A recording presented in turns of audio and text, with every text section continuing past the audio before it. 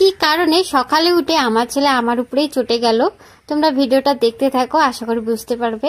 Hello বন্ধুরা, welcome back to my channel. কেমন আছো তোমরা সবাই? আশা করি ভালো আছো, আর আমরা ভালো আছি। চলে এলাম একটা নতুন ব্লগের সাথে। সকালবেলা ওর বাবা একটা কাজে বেরোলো, আর ওর বাবার সাথে বেরোনোর জন্য ছেলেও কান্নাকাটি করছে। বাইরে তো টিপটিপ করে বৃষ্টি পড়ছেই, কয়েকদিন ধরে তো এরকমই সারাদিন সারা রাত বৃষ্টি চলছে, ফোঁটা ফোঁটা পড়েই থাকে। তো সকালে উঠে ওর বাবা একটা কাজে গেল, আর ওর বাবার সাথে যাওয়ার জন্য খুব কান্নাকাটি করছিল। ওর বাবা কোনো রকমই চুপ করে রেখে গেছে, কিন্তু আমি অনেকক্ষণ চেষ্টা করার পরে ওর রাগ কিছুতেই থামাতে পারছি না। পুরো রেগে আছে, ক্ষেপে গেছে আমার উপরে, কারণ আমি তো যেতে দেইনি ওর বাবার সাথে। বৃষ্টি পড়ছে সেটা বুঝে না, শুধু ওর বাবার সাথে যাওয়ার বায়না। তো যেতে দেয়নি বলে আমার সাথেই বেশি ও রাগ করেছে। তো আমি ওকে অনেকক্ষণ টানাটানি করছি, কিছুতেই রাগ। আর এইদিকে বেলাও হয়ে যাচ্ছিল, ঘরের সমস্ত কাজ পড়ে আছে, এখনো কিছুই করিনি। আর আজকে অনেক কাজ আছে, সকালবেলা আমাকে অনেক কাজ করতে হবে, কারণ কালকে হচ্ছে 4 দিনের কাজ করব বাবার। তো সেজন্য অনেক কিছু ধোয়া কাচা বাকি আছে। তো আর বৃষ্টিও পড়ছে, এই কারণে ধোয়া কাচাগুলো ঠিক করে কমপ্লিট করতে পারছি না। কালকে কিছু ধুয়েছি, আর আজকে অনেক কিছু আছে এখনো বাকি। কালকে যেগুলো ধুয়ে দিয়েছি একটাও শুকোয়নি, আবার আজকেও ধুতে হবে, কারণ কালকে তো ব্রাহ্মণ মশাই সকাল সকাল চলে আসবেন। তো কালকে তো কোনো কাজ করতে পারবো না বাড়ির, তো সেই কারণে আজকে হচ্ছে সমস্ত কাজ কমপ্লিট করে রাখতে হবে। তো এইটা আমার ছেলে আমার বুঝছে না কিছুতেই, ওকে টানাটানি করছি, কিন্তু ও আমার কথা কিছুতেই শুনছে না। ও শুধু আমাকে বকায় দিচ্ছে, কেন ওর বাবার সাথে আমি যেতে দিলাম না, কেন বৃষ্টি পড়ছে তো ছাতা নিয়ে যেত। আর আমি ওর বকাগুলো শুধু শুনছি আর মনে মনে হাসছি। বাচ্চাদের এই বকাগুলো শুনতে কিন্তু দারুণ লাগে, আমার তো খুব ভালো লাগে। আমি আরো বেশি করে চটাচ্ছিলাম, আরো একটু বকাবকি করছিলাম। তো সেই কারণে ও আবার বেশি খেপে যাচ্ছে, আর আবার বেশি বেশি করে বলছে।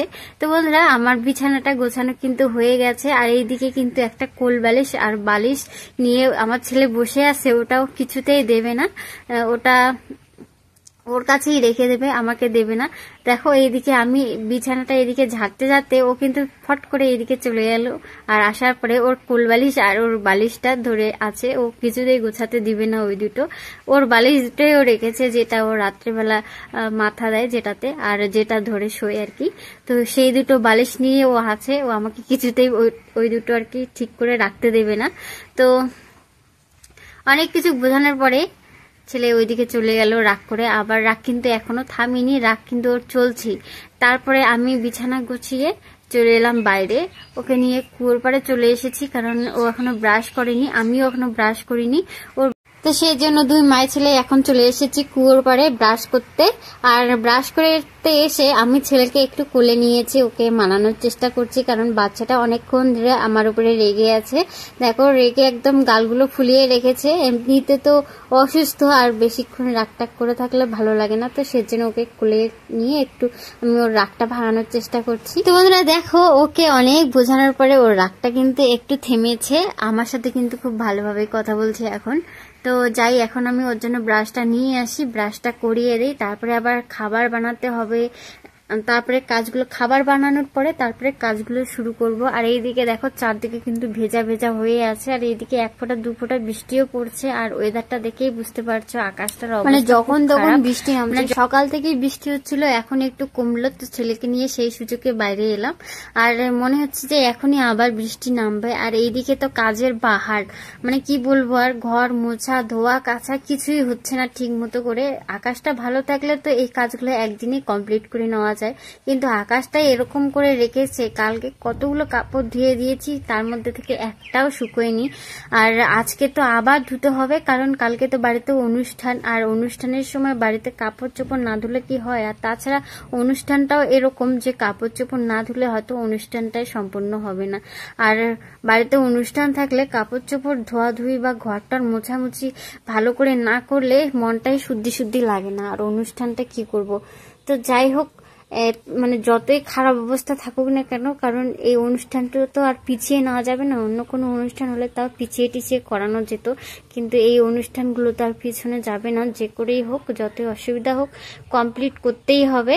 তারপরে সকালবেলা আমি বানিয়েছিলাম রুটি সবার জন্য, মানে আমার ছেলে আর হাজবেন্ডের জন্য বানিয়েছিলাম শুকনো রুটি, কারণ ওরা তেল দিয়ে বা ঘি দিয়ে, সাদা তেল দিয়ে, কোনো তেল দিয়ে রুটি মানে খুব একটা পছন্দ করে না।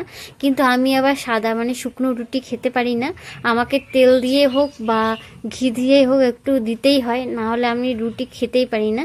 তো ওরা খাওয়া দাওয়ার পরে ওর বাবা আরো মানে খাওয়া দাওয়ার পরে আবার একটু বেরিয়েছে, আর ছেলে ওইদিকে শুয়েছিল, আর আমি এইদিকে ওই ঘরে দুয়ারের পর্দা, জানলার পর্দা সবকিছু খুলে নিয়েছি, বিছানার চাদর তুলে নিয়েছি, বালিশ কভার খুলে নিয়েছি।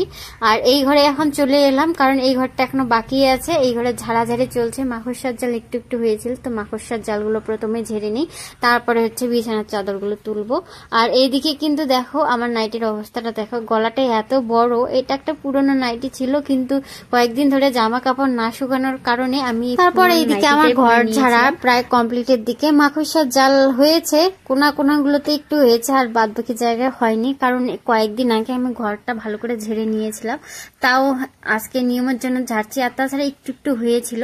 তো বন্ধুরা এখন কিন্তু ঘরটা ঝাড়া একদম কমপ্লিট হয়ে গেছে, আর কিছু বাকি আছে। তো এখন যাব বাইরে কাপড়গুলো ধুয়ে, তারপরে তোমাদের সাথে কথা বলবো। আর ওইদিকে ও কিছু তার বানিয়ে দিয়েছে, আর ওইদিকে যাওয়ার কিন্তু রাস্তা একদমই বন্ধ। এই যে দেখো তারগুলো বানিয়ে দিয়েছে, আর এই জানলাটা দিয়ে হচ্ছে ওইদিকে যেতে হবে। আর সাথে সাথে ও আমাকে কিছু হেল্প করে দিচ্ছিল কাপড়গুলো মানে কাছাকাছি। আমি অতগুলো কাচতে পারছিলাম না, কারণ সত্যি অনেকগুলো কাপড় ছিল যেগুলো আমার এক হাতে ধোয়া সম্ভব, কিন্তু আমার অনেকটা সময় লেগে যেত, আর দুপুরে তো রান্না বান্নাও করতে হবে। আর এইদিকে দেখো আমার ছেলে কত খুশি ওর বাবাকে কাপড় ধুতে দেখে। ওর বাবা এদিকে কাপড় ধুচ্ছিল, আর এইদিকে ও নাচানাচি করছে। আর দেখো মশারি টশারি এখানে ধুয়ে ও এইদিকে তুলে রেখেছে জল পড়ার জন্য। জলটা পড়ে গেলে ওইদিকে আমি শুকোতে দিয়ে দেবো। আর দেখো ওয়েদারটা কিন্তু মানে ওয়েদারের কোনো পরিবর্তনই নেই, শুধু আকাশটা মনে হচ্ছে যে মুখটা গোমরা করে আছে, এরকমই মনে হচ্ছে, আর কিছু মনে হচ্ছে না। আর মানে বিরক্তও লাগছে, এত বৃষ্টি বৃষ্টি ভালো লাগে না। আর দেখো অনেক কাপড় মানে কি বলবো, এতগুলো কাপড় একদিনে ধোয়া চারটিখানি ব্যাপার। আর তাছাড়া রোদ থাকলে কিন্তু কাপড় ধোয়ার একটা ইচ্ছে থাকে, আর রোদ না থাকলে কিন্তু ভালো লাগে না কাপড় ধুতে। তারপর ওইদিকে অতগুলো টার বানানোর পরেও জায়গা কুলোয়নি, পরে বাড়ির বেড়ার মধ্যে, তারপরে রাস্তায় একটা টার ছিল ওখানেও দিয়েছি। আর দেখো বাড়ির সামনেটা আমাদের কত জল বেঁধে গেছে, মানে এত বৃষ্টি হচ্ছে। এইদিকে দেখো আমাদের বাড়ি পুরো ডুবে যাচ্ছে জলে, এরকম একটা অবস্থা। আর বৃষ্টি তো চলছেই প্রত্যেকদিন। রাত্রেবেলা এত মানে দিনের বেলা তাও একটু কম টিপটাপ করে পড়ে, রাত্রেবেলা তো খুব ভীষণ জোরে মানে বৃষ্টি হচ্ছে, তো সেই কারণে কিন্তু রাত্রেবেলা করে জলটা বেশি বাড়ছে। আর এইদিকে আমি এখন রান্না করবো, গামলাতে চাল ঢালার শব্দ শুনে আমার ছেলে দৌড়ে চলে এসেছে চাল খাওয়ার জন্য। ওর একটা অভ্যেস, যখনই আমি রান্নার জন্য চাল ঢালবো ও যেন কানটা পাতা থাকে রান্নাঘরের দিকে, যখনই আমি চালটা ঢালবো তখনই ও দৌড়ে আসবে চাল খাওয়ার জন্য। তো আমি ভোগ চাল নিয়েছি এখানে, আমরা তো 2 দিন ধরে ভোগ চালই খাচ্ছি, কারণ আমাদের 4 দিনের কাজ করতে হবে বললামই তোমাদের, সেজন্যই তো এত কিছু ধোয়াধুয়ি। তো আমরা কিন্তু কয়েকদিন ধরে ভোগ চালে খাচ্ছি। আর আলুটা এখানে আমি আগে সিদ্ধ দিয়েছি, আলু সিদ্ধ। আর শাক বানাবো, লাল শাক নিয়ে এসেছে, তো লাল শাক বানাবো, আলু সিদ্ধ আর ভাত। তো এইখানে হচ্ছে ভোগ চালের ভাত, আর আমি ছেলের জন্য একটু সিদ্ধ চালের ভাত বানিয়েছি। তো ওর বাবা ওকে ওটা আগেই খাইয়ে দিয়ে ওকে মুছিয়ে বিছানায় তুলে দেবে, তারপরে হচ্ছে আমাদের খাবারগুলো শুরু করব। কারণ আমাদের এইদিকে নিয়ম, যারা হচ্ছে অসুস্থ থাকে, মানে মারা গেলে যারা অসুস্থ থাকে ওরা হচ্ছে ভোগ চাল খায়, সিদ্ধ চাল খাওয়া বারণ আর কি। তো সেই কারণে ছেলে যেহেতু খেতে পারে না ভোগ চালের ভাত, তো ওর জন্য একটু সিদ্ধ চাল বানিয়েছি। তো এইদিকে দেখো সবগুলো কাপড় চোপড় নিয়ে এসেছি, কারণ টিপ টিপ বৃষ্টি শুরু হয়ে গেছে। তোমরা আকাশটার অবস্থা দেখেই বুঝতে পারছো কতটা অন্ধকার করে আছে, মানে সারাদিনে তো অন্ধকারই, তার মধ্যেও তো এখন একটু বেশি অন্ধকার অন্ধকার লাগছে। আর এইদিকে আমি ঘরের মধ্যে নিয়ে এসেছি জানলার দরজার পর্দাগুলো, তো পর্দাগুলো যে অবস্থায় আছে না কেন আমি সেই অবস্থায় ঢুকাবো, কারণ পর্দাগুলো না শুকালেও জানলার মধ্যে লাগিয়ে রাখলে এমনিতেই শুকিয়ে যাবে। তো পর্দাগুলো লাগিয়ে নিলাম, আর পর্দাগুলো লাগিয়ে নিলে কিন্তু জায়গাটাও বেশ ফাঁকা হয়ে যাবে। তো সেই কারণে না শুকালেও পর্দাগুলো আমি এরকম করে রেখে দিয়েছি। আর পাতলা পাতলা যে কাপড়গুলো ধুয়ে দিয়েছিলাম হালকা হালকা বাতাসে, সেই কাপড়গুলো শুকিয়ে গেছে, সেগুলো আমি ভাঁজ করে রেখেছি। আর তার মধ্যে অনেকগুলো কাপড় মানে একদমই শুকায়নি যেগুলো, ওগুলো হচ্ছে বাইরে রেখে দিয়েছি। আর এইদিকে দেখো নাইটি, তারপরে ছেলের জামা কাপড়, এগুলো আলনার মধ্যে একটু ফাঁকা ফাঁকা করে রেখে দিয়েছি। আর দেখো চেয়ারের মধ্যে কতগুলো কাপড় জমা করে রেখেছি, এগুলো একদমই শুকায়নি। তো বন্ধুরা আজকের ভিডিওটা এই পর্যন্তই। এখন ছেলেকে ঘুম পাড়াবো, কারণ রাতের খাওয়া দাওয়া আমাদের সবারই কমপ্লিট। কেমন লাগলো আজকে